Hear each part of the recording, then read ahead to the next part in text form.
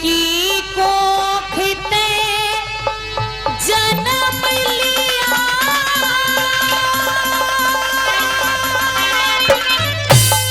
तो उसने कहिए माता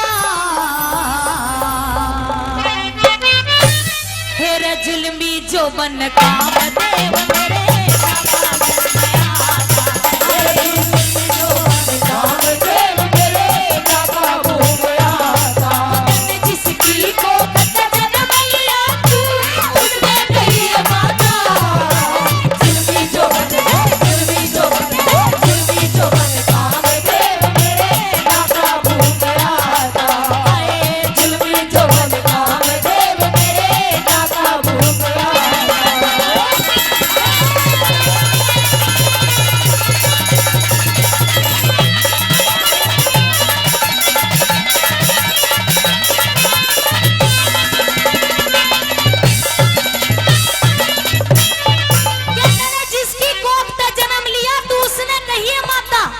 मेरे जुल्मी जो बन काम दे मेरा ना काबू माता। और पहली कली में दादा लक्ष्मी चंद्र के लिख दिया हाँ